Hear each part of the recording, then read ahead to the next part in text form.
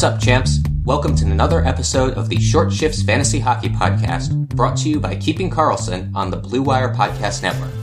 I'm Jeremy Versillo. Joining me tonight, my pal and yours, Shams Benamor. Shams, how are you doing this fine Thursday evening?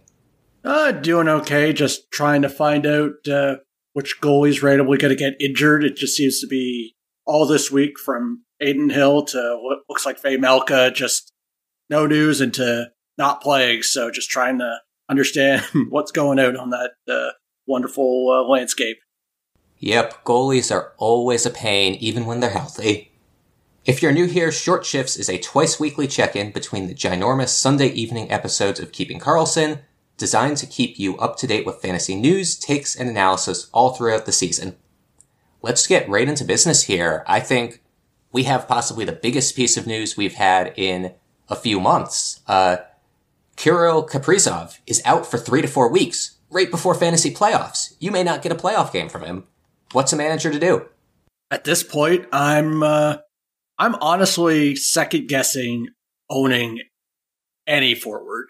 Now, that sounds like a little hyperbole, but at this point, the way I'm looking at it, you got Zuccarello, Boldy, and then Eriksson Ek, just because he hits so many different stat lines that if you're not getting goals, you're fine. But I was talking to somebody on the Discord and they were asking who's going to take the power play spot. And I asked the question, do we even care? Because at this point, it feels like Kaprizov is the only difference maker. I don't want to hold Zuccarello in low regard, but he's no Kaprizov. So at this point, this is one of those massive everyone gets worse situations. And unless you're in a deep league, I would be second guessing almost any forward from the Wild. You're kind of right there. In addition, I want to point out that Minnesota has one of the worst playoff schedules, assuming your playoffs start next week. They have 3 games each of the 3 weeks, which is pretty low. I don't know. Maybe you just want to cut them loose and get a 4-game streamer and a streamer spot for those weeks. I'm with you there. As I said, Zuccarello and then Eriksson Ek and Boldy are the only ones that maybe give a game or two, especially you don't want to be blowing a move right away. But all the rest, it's going to be cascading down. Yeah, that's part of the problem with superstar injuries, especially on teams that, may not be anything without their superstar. Speaking of injuries, we have an outjury to report. EKane has finally returned to the Edmonton Oilers lineup, slotting in with McDavid and Hyman on the first line. That bumps Kailer Yamamoto to the second line with Draisaitl and Ryan Nugent-Hopkins. We don't have power play units right now because even though that game has started as we record this, Edmonton has not had a power play yet. Anything other than good news for Kane owners here? One thing I would add is that it effectively locks the top 6, because especially now, unless something happens where Bukestad doesn't step up, I feel like he covers the third-line center, which releases Ryan Nugent-Hopkins to be in the top 6. So really at this point, there's only Yamamoto is the only person that doesn't have that set for 100%. So the old days of what's the random person that's going to be playing with McDavid or Draisaitl looks like it's going to be done. And then maybe I might see someone peeking for Yamamoto if he has a cold night, but it's basically set now. That's a really good point. It's not directly related to Kane's outjury, but Ryan Nugent-Hopkins feels like a lot safer of an asset right now, and Yamamoto isn't fighting with Puljujarvi because Puljujarvi got traded. And he's had a bunch of 18-minute time on ice games. He's had a 4-shot game, a 5-shot game. He's throwing about 2 hits a night. Kailer Yamamoto may be a sneaky ad for some of your playoff streaming. That is a good point. I was more talking about him possibly in the weak link, but I remember him having, I believe it was last week, some pretty good games in a row, and I just wasn't willing to take that jump. But now that you say that, especially where we're talking about there's not many people fighting at his heels at the moment, that, hey, if you're looking at, you picked up a lot of worse players than Yamamoto to have a chance with Draisaitl, but to be with him and RNH, you'd probably do a lot worse. Would you have any of the Minnesota people, maybe other than Zuccarello, over Yamamoto at this moment? schedule aside? Schedule aside, I'd probably take Boldy over him still. Boldy's shown a penchant for being able to put the puck in the net, especially on the power play. But yeah, I think that's a reasonable discussion, especially if the schedules line up to favor Edmonton. I forget if they do or not. So yeah, that just shows how far we're literally talking about the sixth forward of the top six of Edmonton. And right now we're saying only 2 forwards of the Wild. So just kind of a way to just kind of check yourself when you're looking at potential streamers comparing to your Wild forwards. Another potential streamer to look at is Vladimir Mesnikov, who is slotted in for an injured Pierre-Luc Dubois in the Winnipeg top 6. Dubois did not travel with the team, and it's an upper body injury, but we don't know anything more than that. Nemesnikov took the second-line center and power play 2 time. He has 2 assists in his 3 games with Winnipeg, and 3 shots in the last game, which was the only one where he was up on that second line. Where would you rank Nemesnikov in comparison to the other guys we've been talking about? Probably the way I would see it is that, like, you're playing with Ehlers. I forget if he's still with power play 2, but knowing the way Winnipeg is, he's probably there with him. That I would probably put him maybe around Yamamoto, because I'm not totally sold, but if he keeps on getting a streaky and whatnot, and he fits in your lineups, I would probably have him around a Yamamoto, maybe better, depending on if we have any better news on PLD, because if he comes back at any point, because then his value is probably just tanks. That's absolutely true. PLD does not sound like a serious injury. It's nothing observable that anybody saw in the games, so you have to imagine it's a couple game absence and he'll be back in that top 6 center slot, even though he's been struggling there lately. I wonder if he's fighting through a longer term injury that he just needs to keep playing to get his team to playoffs. One more outjury we have here.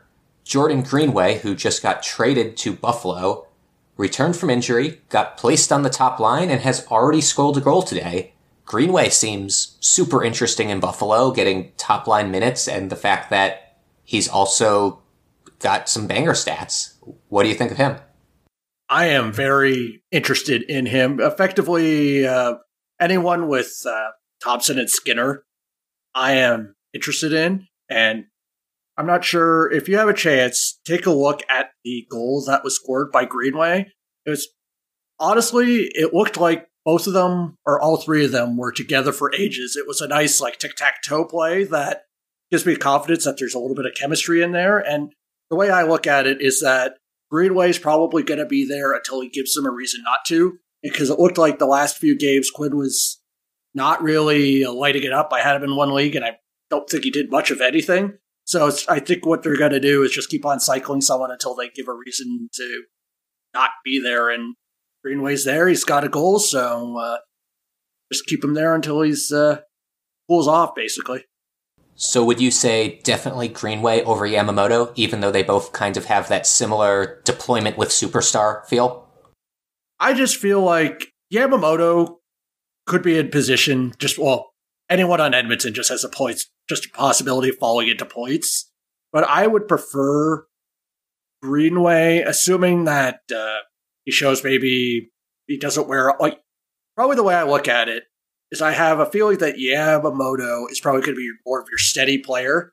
But I think the way I look at it is that Greenway is going to be put in a better position since he is on the first line, and they're going to really be playing Thompson and Skinner to try to get to the playoffs. That if they're going to be playing, he's going to be playing, and he's going to have some potential to hit really high. But as we talk, something could happen in 2 games down the road. He could be off that line. So I feel like Greenway's the variance play.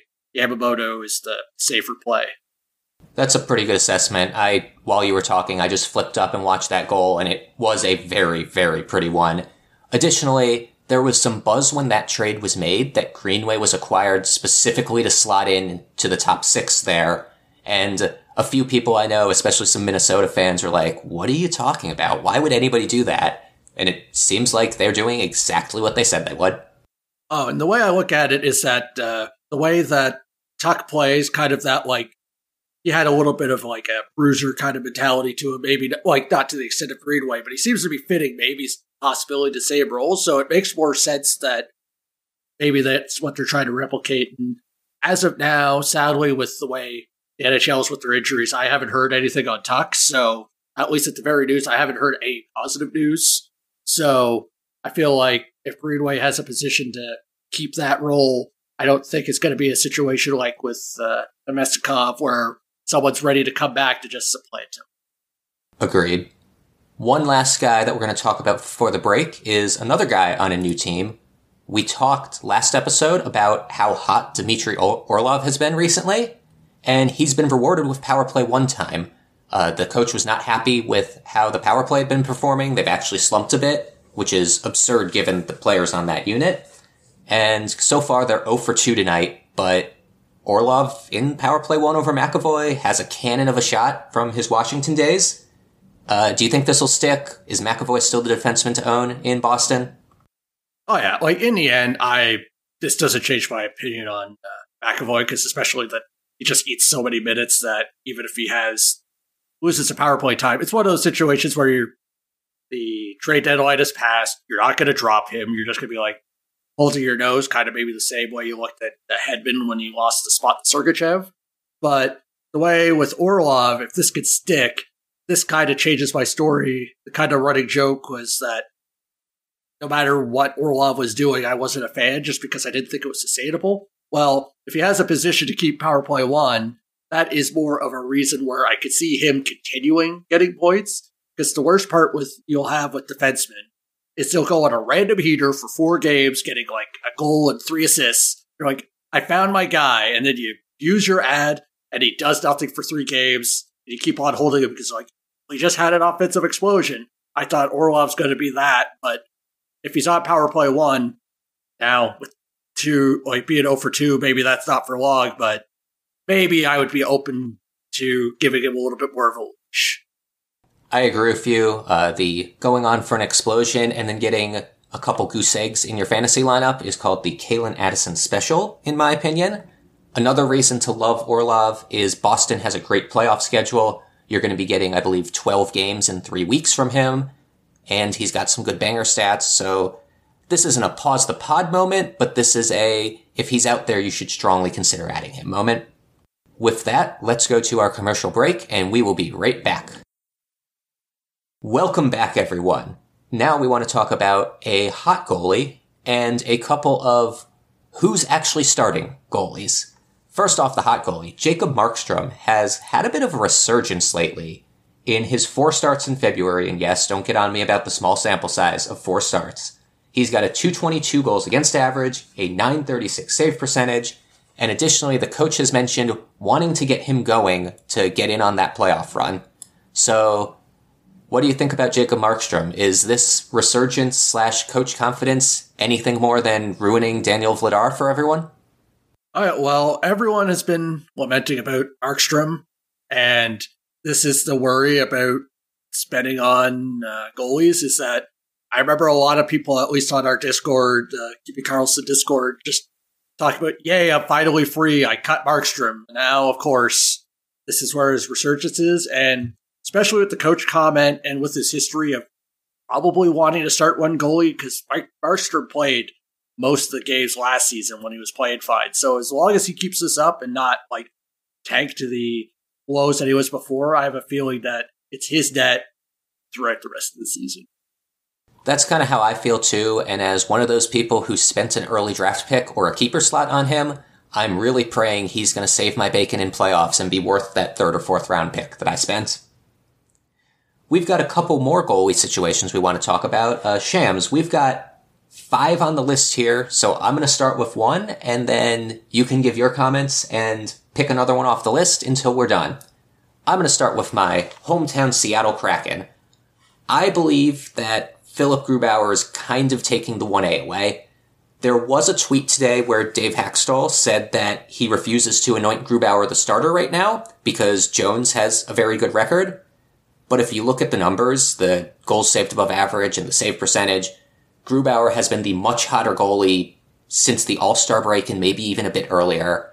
I think unless he completely blows up in the next couple games, that he's going to be their number 1 guy for the rest of the season, and going into playoffs, you can expect 2 starts out of every 3 or so. On to you, Shams. Say what you want on that and pick a new team. I'm with you. I feel like that's almost was kind of like coach speak to be like, hey, Grubauer, we're not going to give it to you. But like, really, we all know Martin Jones. He was playing okay, but like, the team really helped. Like, when you speak of the record, it's not just him, and the team was playing well. So I'm 100% on board with you there. The next spot, and my deal with these goalies, it's anything can change, but the way I have a feeling is I'm scared in Los Angeles that we might be getting another 50-50 split. Because right now, since Korpisalo came to the team, we've seen a 1, a 2, and a 1, and a 2 because Korpisalo is now playing. And while he hasn't been lights out, either hasn't been Copley. So the way I'm looking at it, unless one goes on a drastic hot streak, which either goalie, honestly, even with Phoenix Copley, the way he was playing before, he wasn't like doing great. He was just doing great compared to Quick. That I would be scared of this going to be one of those 50-50 situations like Arizona was until these injuries potentially has popped up. So just a kind of a thought that if you have either one of the goalies, I wouldn't be expecting myself to be getting every single start. Yeah, I agree with you. I think that you don't trade for Joonas Korpisalo along with Gavrikov unless you're planning on playing him half your starts or so. Copley is basically an AHL journeyman. I believe he is 31 years old and has not played a ton of NHL games before this. So I doubt they trust him to play playoff games for them. So I think this is a true 50-50 and going to be a headache for fantasy managers. As a weird aside, I'm looking through Copley's game log. He has a game with a 184 goals against average. He gave up 2 goals in 39 seconds and got pulled. On to another team, though. I am also worried that the Vegas Golden Knights are a 50-50.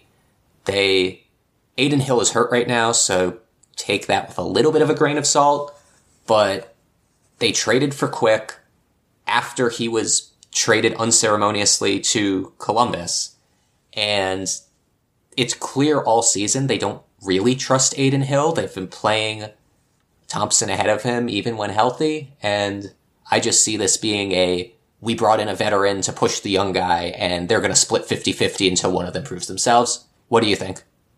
So, if I remember correctly, I don't have the exact quote, but effectively what the GM said when they traded for Quick was, we didn't want to have no one after Hill, or no one because I believe Brossoit was already hurt at that point, so it was just Brossoit, then Hutchinson. And if you want our thoughts on Hutchinson, I believe we talked about him as a show on why we think Bruce Lickens is going to get a lot of starts. So basically the idea was they needed some support to just cover for injuries and whatnot. It wasn't like, hey, we're going for our team. And then also to keep in mind is that Logan Thompson, he's coming back, or at least the way the GM was talking is has a potential of coming back sometime in the season.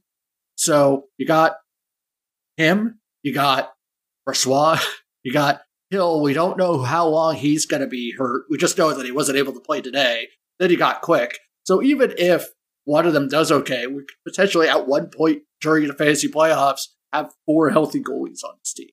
That's true. I forgot about the potential for Logan Thompson to return to the net. I'd be a bit surprised if he makes it back for fantasy playoffs, given that I have not seen any news of him skating, but never say never.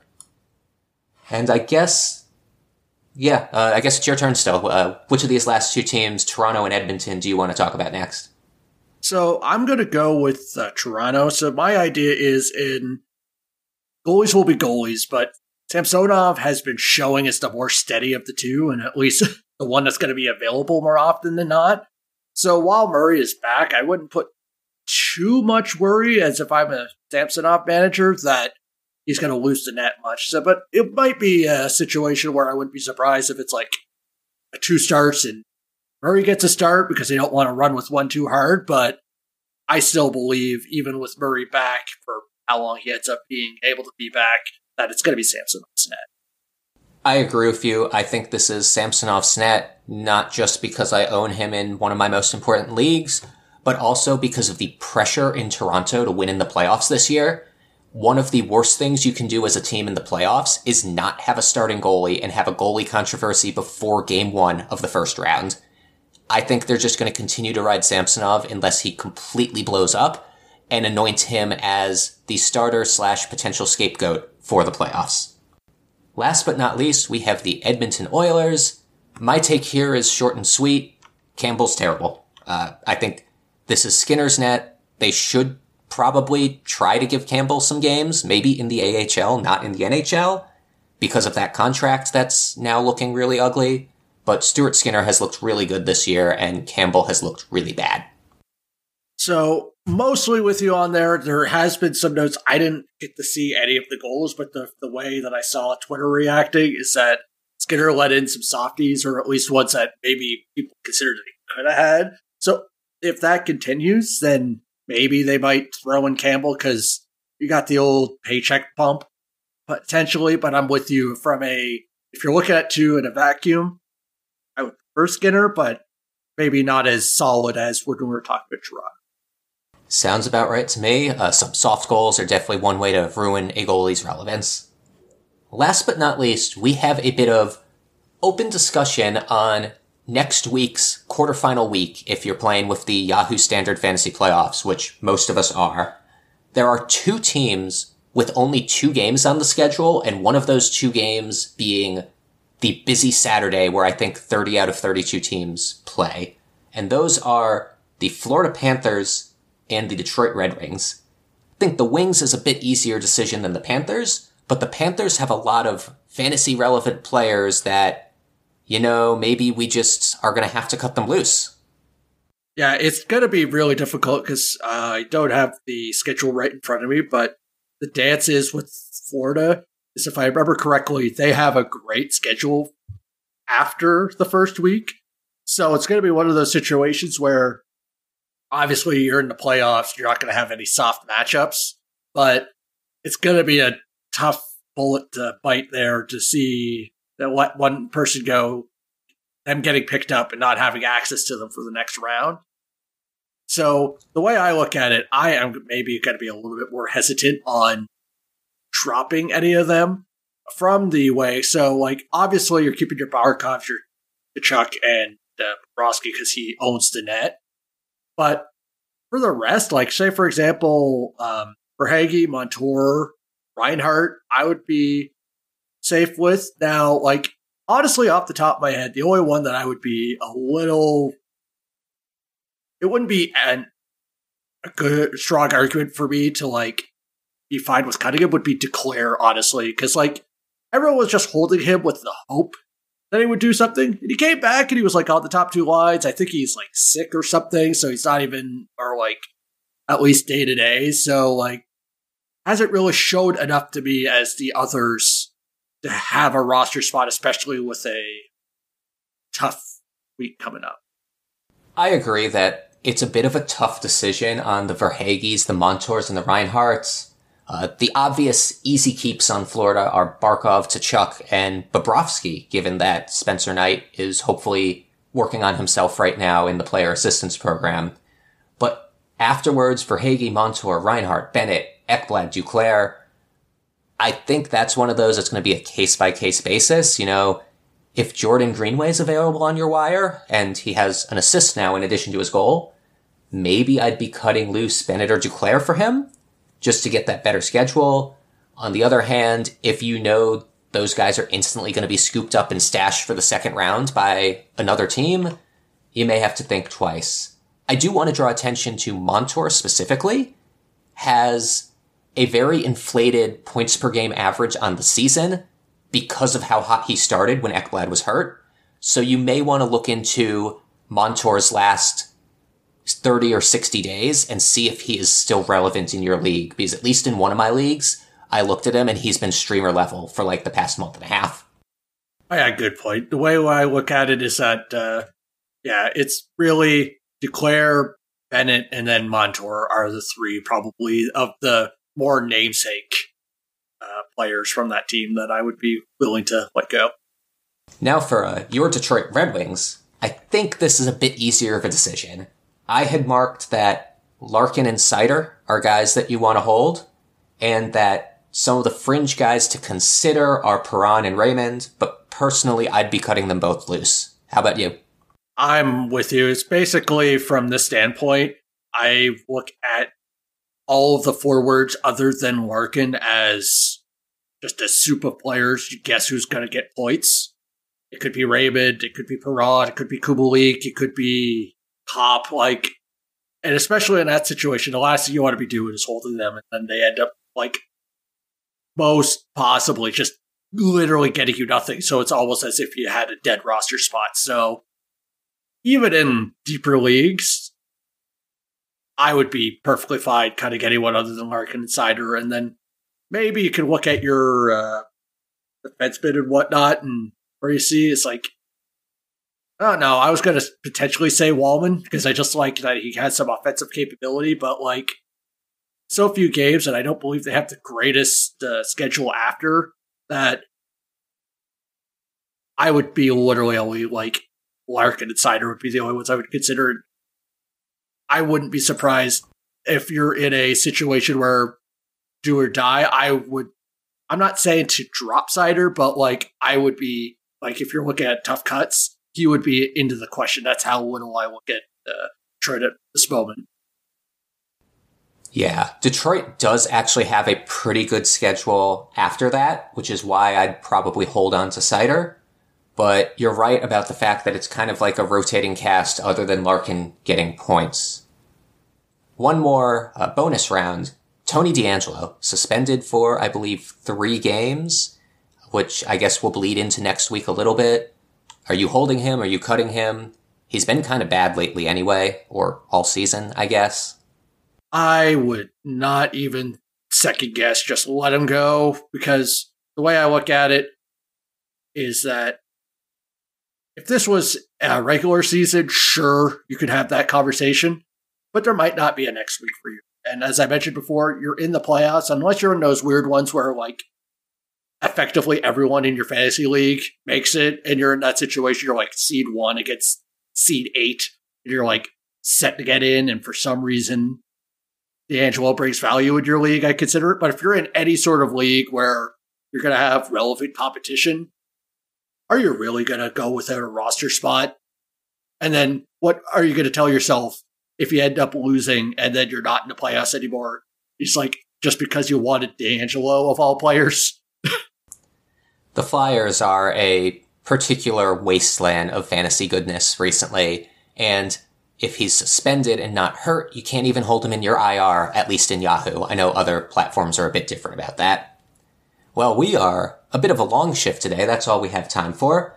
Thank you for joining us. Be sure to give us a follow on @ShortShiftsKK, as well as Brian and Elon @KeepingCarlson. I also recommend you follow @GameDayLines, @GameDayGoalies, and @GameDayNewsNHL, all organized nicely at the site GameDayTweets.com, which Shams helps out a ton with. Visit that site and other great sites we use to research our episodes with Yahoo, Frozen Tools, and Natural Stat Trick. Our intro and outro music was created by Pat Roach, and John Reed is our digital media producer. Until we see you next time, play smart and keep your shifts short.